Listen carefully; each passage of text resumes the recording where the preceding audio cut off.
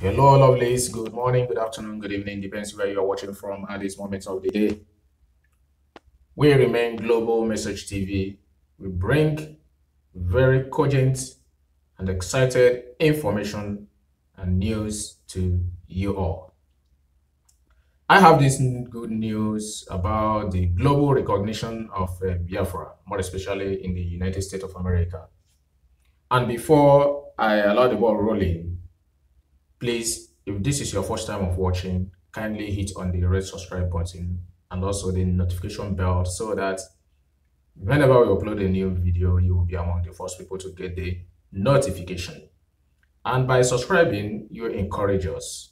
It doesn't cost any money to subscribe, but just to make sure that you assist us so as to get the target required of YouTube for our channel to be approved. Okay, what am I talking about? Is this information concerning the United States of America Census, sensitizing all the Biafran in America, telling them on how to go about the forthcoming census, which begins March 12th. So what are we trying about? What are we talking about? Make sure you watch this video now. I'm going to tag. Just watch it and listen to it to the end. IPOB, one family. IPOB, one family. IPOB, one family. IPOB, one family. IPOB, all hell, all hell, Biafra. Interesting. Yes, we gotta get going, and before I start formally, I would like to introduce myself. I will be the chief talkative tonight. Okay, I'll be the chief talkative. In other words, MC, right? And my name is DJ. My name is Ignatius Soronadi, also known as Biafra. You know, before the first Kriji War, I was known as a Bush dog back in the days. So, for me to start, we have our VIPs, and first of all, anything we're doing is what we're doing well. Let me start from, we have a guest here tonight, and then we're on the move to put Biafra in the world map. Sure. Like we've been trampled upon, swept under carpet. But there's one poem that I read back in the days when I lived, I didn't go to school, please, but I lived on School Road. You need to know that. So there's this Mazisi Kunene from South Africa. He wrote about the soldier hero. The soldier hero, he went killing his subjects, killing them, murdering them, and burying them. And when he's buried them, he'll be dancing over their grave and rejoicing. You know, dancing all that Chakrabarti dance. And he thought everything is done because he buried them. Everything is done, everything is sealed and all that. But when you look at the grave in the forest or anywhere, after some time you see the grasses shooting up. That is the hidden truth that's coming up. So Biafra has been the people that are flexing muzzle over our head, think that everything is being sealed. All Biafra is a done deal. But we are the youth of Biafra. We are springing up today. So let's put Biafra in the world map. We have in our midst, you know, this is a great country. They do their things in apple pie order. They put things right. So we're going to follow them. We have in our midst somebody from a VIP from the United States Census Commission. So I'm not going to do much. I'm going to let her speak. I call upon you, madam. Yes, thank you so much. Thank you. Thank you, everyone. It's an honor to be here. So thank you for giving me this time to explain the importance of the U.S. Census, which is coming in 2020, and how that's going to benefit everyone in this room and the people, the Biafran people. I'm sorry. So I have a slide presentation. I'm going to go through it. It's going to be really quick. I'm not really going to speak to the slide, but I want to speak to everyone in the room. The U.S. Census, it comes around every 10 years. So it's something that's mandated by the Constitution. Every 10 years, we count the population of the United States. So everyone that's in the United States at the time of the census, that's who we count at that moment. So the reason why we do the census, and there's a couple reasons. One that's kind of particular to me is, so there's $675 billion that is distributed to every single state every 10 years. And they get that data, the amount of money they distribute to the states is determined by the census data. So for instance, I'm from Chicago, South Side Chicago, and we never filled out the census data because we didn't trust the government. We had everybody living with us. We didn't want the government to know who's living in our houses. So we didn't fill it out. We never did. But what happens is that the money that came to that state didn't come down to those communities because we did not fill out the census data. We didn't fill out the surveys. And so a lot of those communities where I grew up, they're devastated because we didn't get funding. Every 10 years, we never filled it out, and so we never get funding. So if there's an area, maybe there's, we report, oh, there's 10,000 people in this area. Well, maybe there's actually 50,000, but they only get funding for the 10,000 because we don't fill out the census survey. So that's why it's important. And that's why I'm here to talk about that. And it also determines how many representatives we have in the House of Representatives.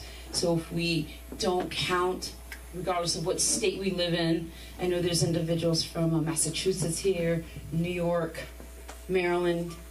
DC is a little different, right? But we don't represent ourselves, then we're not represented where we need to be. Okay, so that's another reason. So I know it's a little hard to see, but like I said, I'm gonna go through this. I will make sure that Mr. Joel has a copy of this so everyone in the room will be able to get a copy of the slide here. Okay. So like I said, it's all right. I'm not going to go through. So it comes around every 10 years. March 12th is when they're going to start counting. So March 12th, they'll send out, I just want to give you an idea of what it's going to look like. March 12th, we're going to send out a little postcard to everyone's house. And it's going to say, you are now welcome to fill out the census survey. There will be an identifiable number that identifies the house, the resident where you live. And it'll ask you to fill out the census survey for everyone that lives in the house. So if you open the mail and you fill it out and you get it, it's for everyone that lives in the house. You'll be able to fill out the survey online. You can call in and fill it out. There's 24 different languages in which you can, which they'll help individuals fill out the survey in on the phone. If you don't fill it out on the phone, after 5 attempts to get you to fill it out online or the phone, they'll send you a paper survey, okay? And then if you don't fill it out then, they may send someone out to your home. So let's talk about that a little bit. I have talked to people and they say, well, I want to be identified where I'm from. Yes? So if you go online and you fill out the census survey, you can self-identify your nationality. But you can't do that on the paper survey because it's limited. Right? So a lot of times you fill out forms and it'll say Black, African American, white, Hispanic, Asian, and it's very limited in your choices. But if you self-identify, if you self-respond and go online, there's a blank spot for you to self-identify. So that's something that you want to keep in mind and also share with your friends and your family and your community. How do I self-identify? How do I put that I'm Biafran on there? That's how you do it. If you wait, you may not get that chance to, because they just don't give the options. Okay? So that's one of the important things I want to talk about, is self-identifying on the census survey. So the first thing is in January, you'll start to hear a lot of information about the census on radio, on television. You're going to see it on buses and billboards and everything. So be cognizant of that. Be aware of it. And have a talk with yourself about, are you going to fill out the census survey or not? And I'm asking you to, because it's important. We have to start realizing that we count in this country, all of us. And if we want to do that, that's one of the ways. It's a civic duty. And a lot of times, like I said, we didn't do it. Not in my family. We did not fill out that form. Nobody. So it's different now. We have a responsibility to take care of our own families now, in our own neighborhoods, in our own communities. Right? So I'm going to fast forward to confidentiality and the information that we put on the census survey, and is that information confidential? And the fears that people have about filling out the census survey, and the noise we heard, and the narrative and all the chatter we heard on the political side about the survey, and the census survey and immigration, the immigration question, whether they're going to put the question on there or not. Okay, so let's talk about that for a second. The information that individuals put on the census survey is protected by Title 9. So if I or anyone I work with share any information, any personally identified information, you can go to jail for 5 years, $25,000 fine. Okay, so I'm not going to jail. I don't want to go to jail, and neither do anyone I work with. So the information is confidential. It's protected. There was a time that it wasn't protected. So back in the 1940s, another part of the United States government got some census data from the Census Bureau, and that led to the Japanese internment camps. So after that, we don't share that information with anybody anymore. And so I want to talk about that, though, in the real sense. What does that really mean? We had a lot of conversations with the Hispanic community about the immigration question when they were trying to decide if they were going to put that on the survey or not. So here's the deal. If you have children, if you've ever been to a hospital, if you have applied for a loan or applied to live in an apartment building, if you own your home and you filled out that paperwork, your information is out there anyways. The census survey, there's 10 questions. It's very limited. It asks your name, your birthday, your address, how many people live in the house with you, what's your race, ethnic background. 10 questions.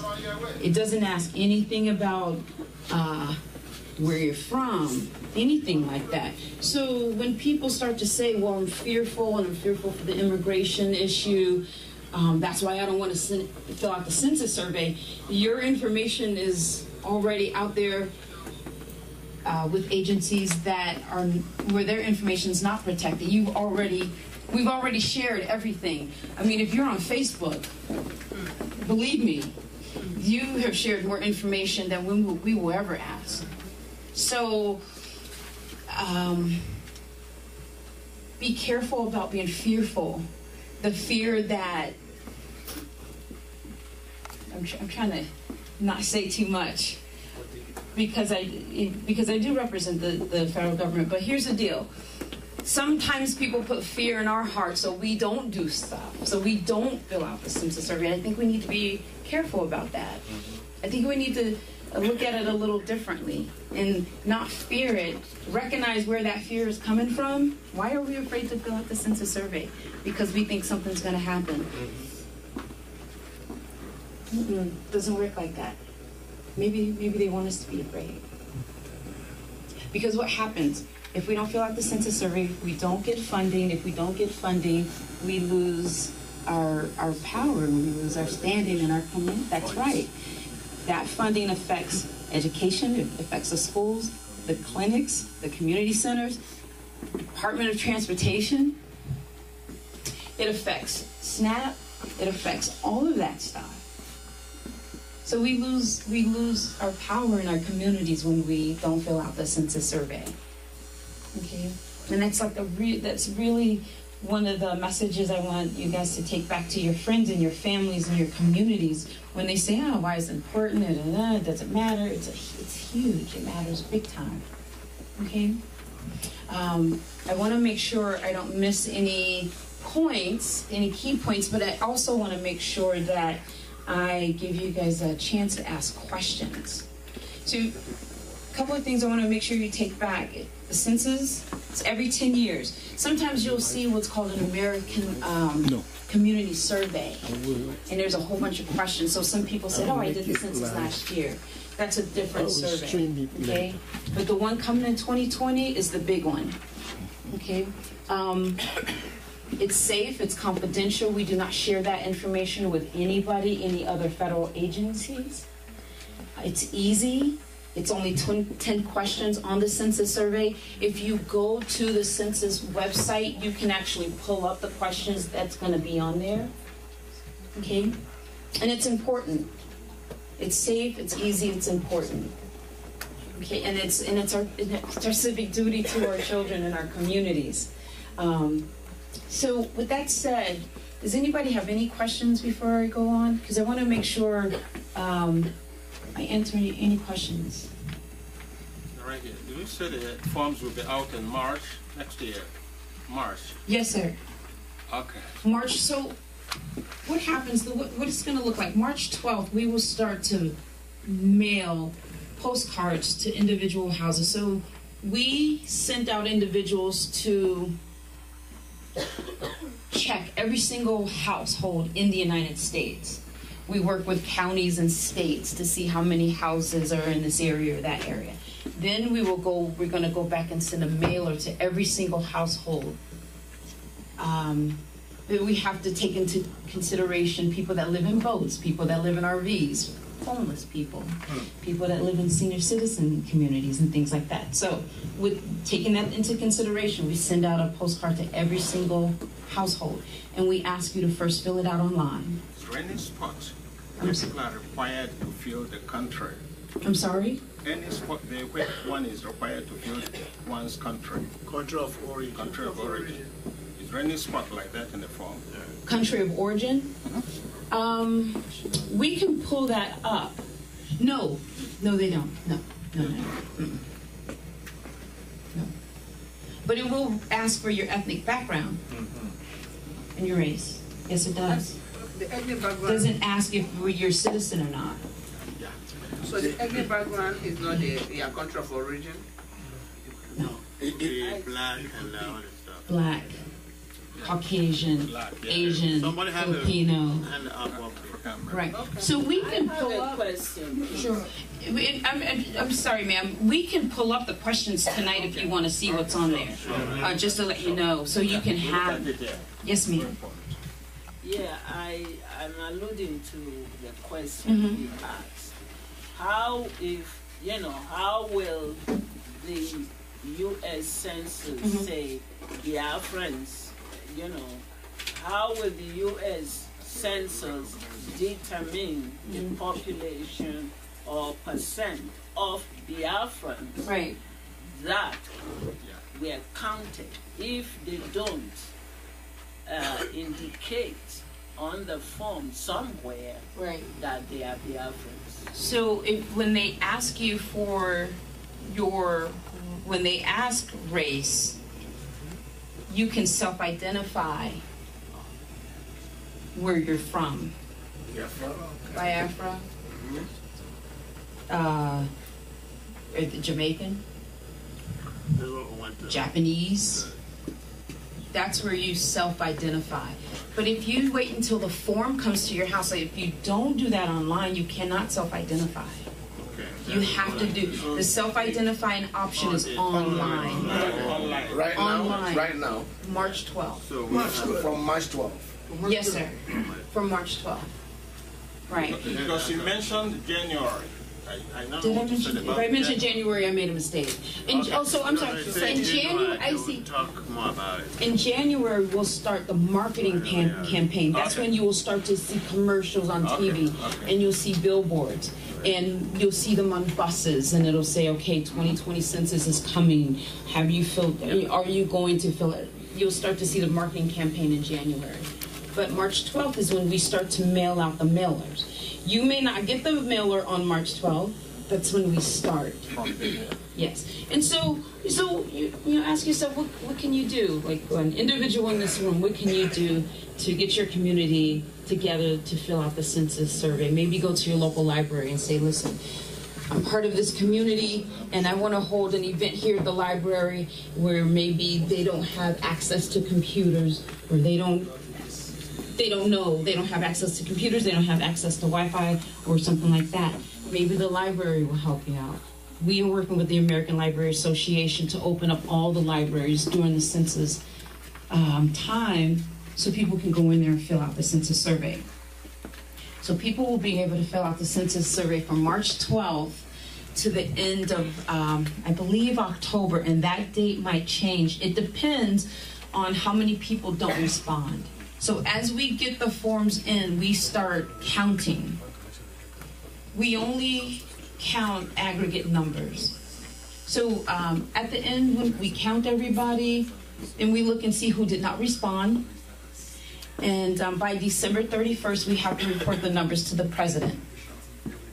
We report numbers only, aggregate numbers. No self-identifying information, no names, no addresses, nothing like that. Numbers only. Okay? Yes, sir. Is there any verification mechanism for you to verify that data Online, so yeah, that is online, accurate I can emphasize that. or you just, Biafran. I'm saying that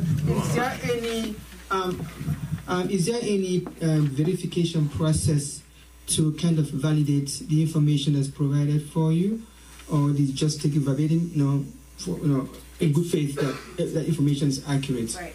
It's taking good faith. Wow. So we don't verify self-check. The only thing we check is for duplications. That's what we check for, duplications. But we won't check to see if you put the correct last name or the correct birthday or anything like that, because you get into self-identifiable information. Now we're sharing and checking your identifiable information, and that's not what we do. We count the population, how many people are here on this day. We don't. We check for duplications, and that's about it. Yes, excuse me. I have one. The lady first, Okay. please. Okay. Sorry. Yes, ma'am. What if a person, the Biafran that is not a citizen of the United States of America, Right. is illegal and living in a shelter, Right. and can they be counted in the U.S. Census? Absolutely. We count everybody. We count everyone living in the United States. So April 1st is Census Day. So we run from March all the way out to into July, October-ish. And I say July, October because that's when we start to look for the people that didn't respond. So it changes. So we count everyone. We count people who are not supposedly legal in the United States. We count people who are on visas. We count foreign exchange students. We count people that work in embassies, visitors, everyone that's living here when we start to count. So let's talk about college students. Some of us have college students. They go to college over there, but we still pay for their stuff here, right? So they count where they live most of the year. And we have cousins and family members. Sometimes they live over there. They live with us part of the year. They live somewhere else part of the year. You count where they live most of the time. That's the answer. Most of the time. Okay. So it would have been a follow-up to what she asked. yes, Because many people are still afraid. yes, And they are not convinced yep, that this will expose them to immigration right, by making specific your identity. yes, You get it? Yes, sir. So it will tell on the census number, but at the same time, how will it affect them as individuals? right. Yeah. So, I mean, it's a good question. How would so he's saying some people still don't trust it, Yeah. right? It's like, yeah, I'm still not feeling that. I don't care. That's so. What we look for are people in the community that understand and do trust it. So you guys are trusted voices. So I can't go into certain communities and say, listen, you need to fill out the Census Bureau because of this. I work for the federal government. A lot of people think I work, you know, they look at me, they're like, I don't trust you. I get it. But they trust you. They trust you and they trust you. They trust you. And so so my job is to explain and educate you, individuals in this room, so you can go out and educate and explain this to other people in your community, the people that don't trust. Okay. I understand.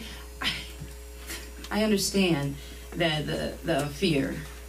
I know some people that's been deported, right? They didn't have anything to do with the census. They didn't fill out the Census Bureau. They didn't fill out the census survey.